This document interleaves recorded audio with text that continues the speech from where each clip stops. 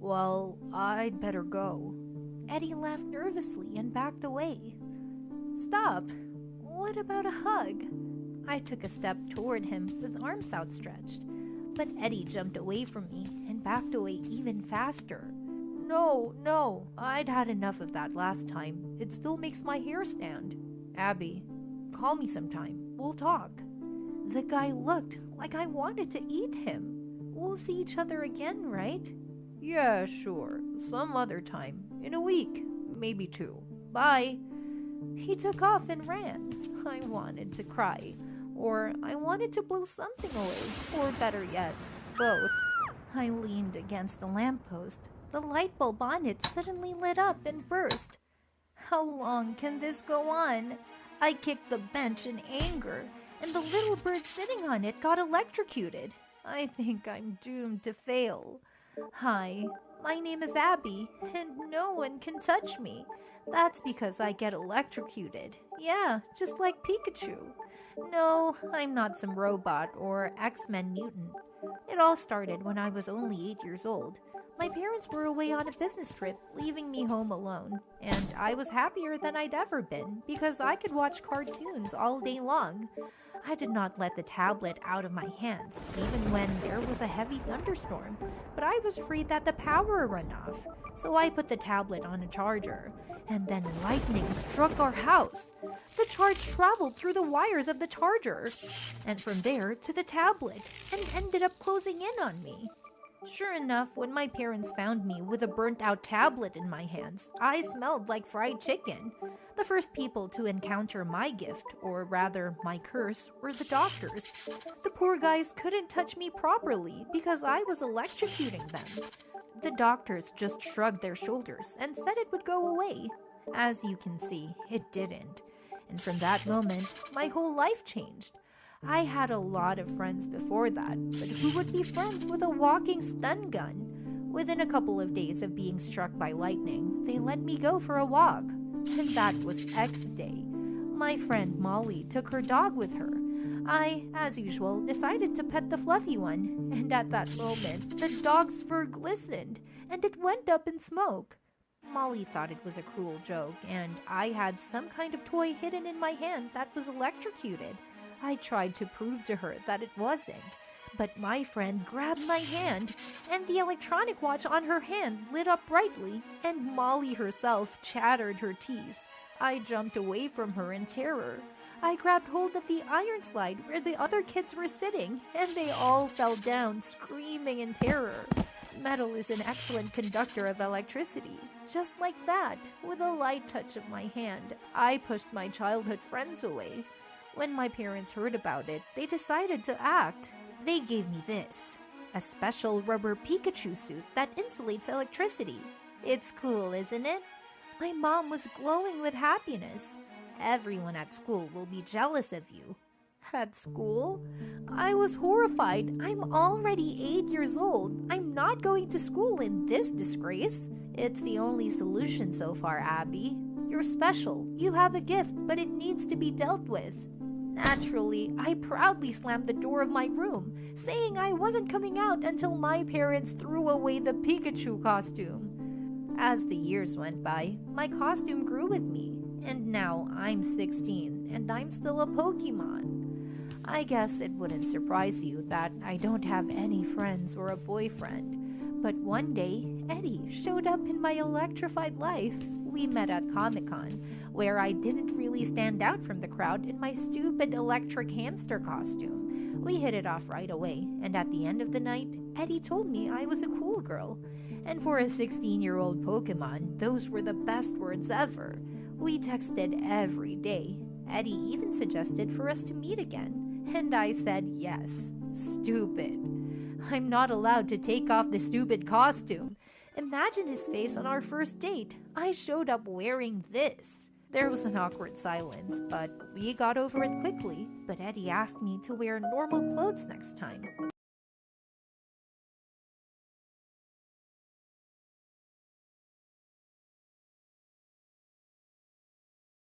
So I wouldn't shock my parents and make them happy. I decided to get up early and make them breakfast. I wasn't wearing the stupid costume. Such freedom.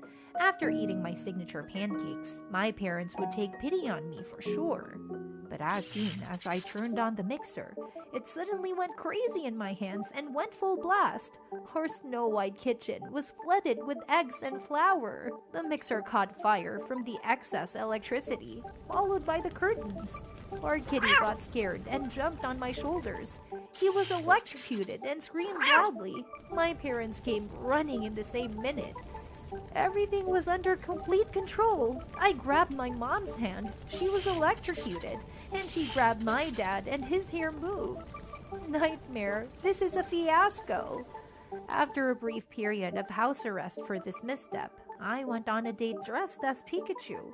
But I had a cunning plan. A blind date. I found an unusual cafe that dined in the dark, and I called Eddie there. And things were going pretty well until he decided to put his arm around me. He ran his hand over my head, and my heart clenched. Abby, are those long ears? No, it's just a headband for my hair. I was stupid to lie to him. Abby, you're back in that costume. I can explain everything. You won't believe this, but without it, I'm electrocuted. Eddie was silent for a long time, but I heard him sigh heavily. Abby, you're a great girl, but I want to date.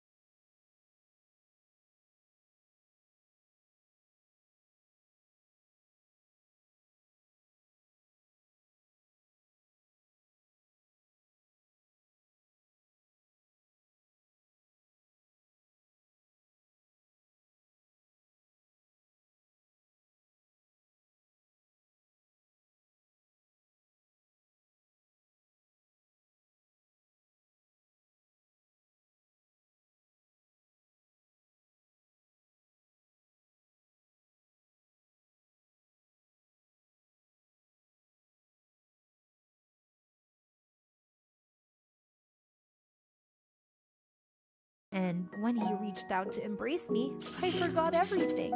I only remembered when Eddie froze like a stone statue. His hair moved and his eyes stopped blinking. We stood there with our arms around each other until he jumped away from me. Eddie, I'm sorry. I told you I was electrocuted. I started to cry, and electric tears rolled down my cheeks. It's all right. Eddie smiled wearily. It's late. I'll walk you home. He doesn't seem to be afraid of electricity. It's a miracle, isn't it? I walked the whole way, dreaming about us together.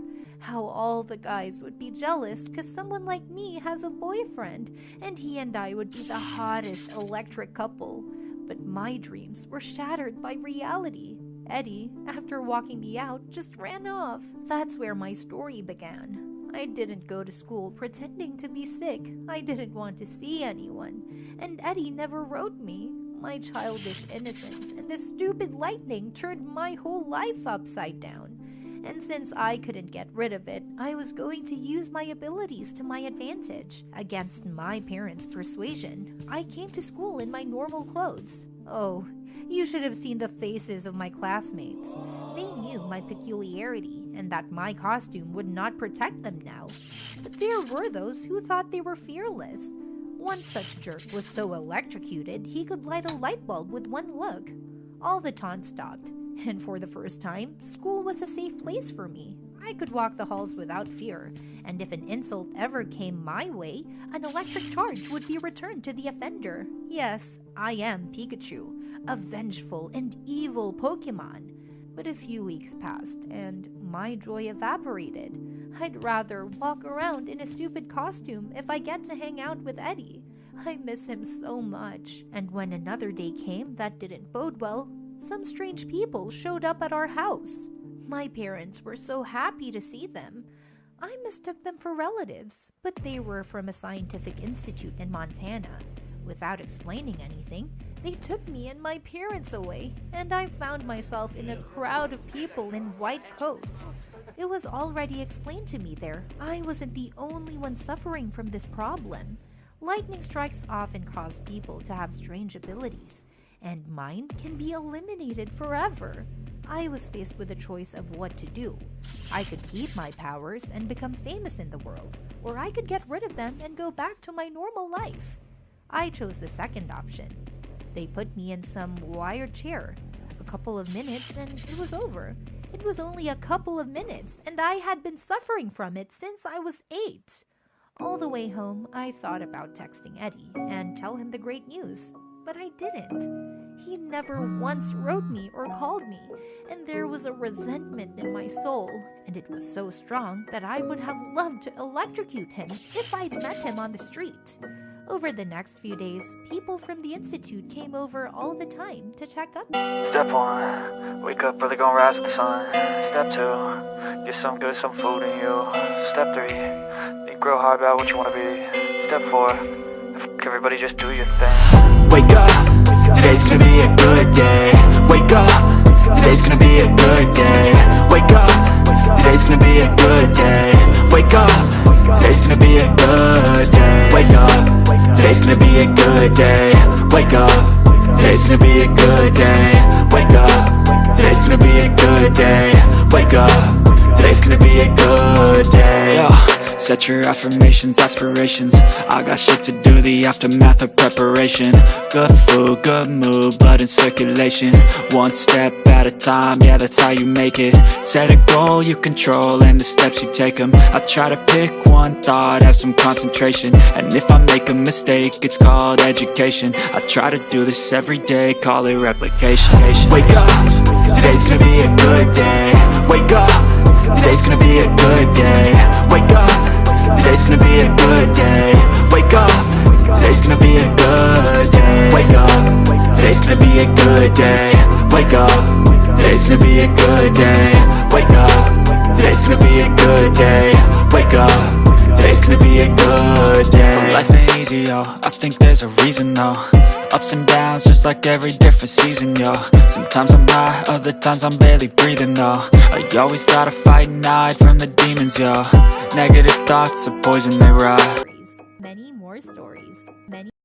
Hello, everyone. My name is Alana, and to my surprise, I got my hands on incredible magical power. I never tried to learn how to use magic. I never even thought about it. It all happened suddenly when I found a spell book and decided to use it. It radically changed my life and gave me almost limitless opportunities. But at one point, I went too far. But let me start at the beginning. 2020 was a very difficult year for our family. I got sick a lot. Our family had a large amount of money stolen from us. My parents were always fighting. And of course, the coronavirus. Everything was going wrong, but I sincerely believed and hoped that everything would get better. But it didn't matter what I thought because it all just got worse. I won't list everything because I don't want to just dump all my negativity on you, but I will say the worst part, the absolute peak of awfulness that year was my parents' divorce. I just couldn't deal with it. How? Why? 2 adults really couldn't compromise and make concessions for each other? The news rocked me to my core, and I began to withdraw into myself. It was like I was running away from reality. It lasted about 2 months. I lost a lot of weight, cut ties with most of my friends, fell behind in school, and kept getting sick. But then my best friend Sarah, along with her mother, invited me to go with them to their summer home for a couple of weeks, and I agreed. It was just unbearable to be at home anyway. Dad had left, taking half of the things I cared about along with him, and Mom was either at work or crying all the time. This was seriously stressing me out, and I decided to run away from it all with Sarah, at least for a while. It was great being at the summer home. It was right on the lake. Inside, there was a small gym, a swimming pool, a jacuzzi. It was like I was living in a movie, and I really started to get distracted from my problems. Sarah didn't let me get bored at all and constantly came up with things for us to do. It's a talent of hers. I didn't have a chance to mope as long as she was around. A couple of days later, Sarah said that she had an amazing idea. She asked if I would like to have a bit of a thrill and offered to sneak into a nearby abandoned house. Sarah said that a month ago, the old woman who lived there had died. She was famous for her magical talent, and many were sure that she was a witch. Now her house was empty, but we could get into it and see if there was anything interesting inside. It all sounded very intriguing, and of course, we headed to that house that same night. I don't know how, but Sarah had a key to the house, and as soon as we went inside, I felt uncomfortable. There was a strange smell, like some kind of medicine, and all the furniture was old and worn out, which made the overall situation even gloomier. Ironically, there was a power outage, and the flashlight in Sarah's hands began to flash inside the house. Scared? My friend asked with a grin. Who, me? Never, I replied, and boldly walked even further into the house. For the next couple of hours, we went through some trash and handmade rag dolls. I didn't immediately understand what they meant, but then I looked at their faces and was struck with horror. They looked very similar to people, and they all had flaws.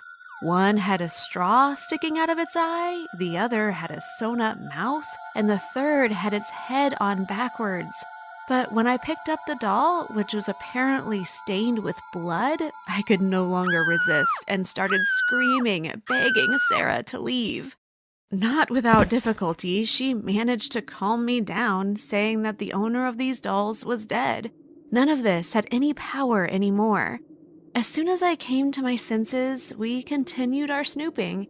At some point, we split up. Sarah started going through the contents of the closet in the bedroom, and I went to the pantry. There was so much nonsense there. Random rags, animal skins, lamps, potions, bags with scraps of hair, and even dried insects. Still, what intrigued me most of all was a thin, handwritten book.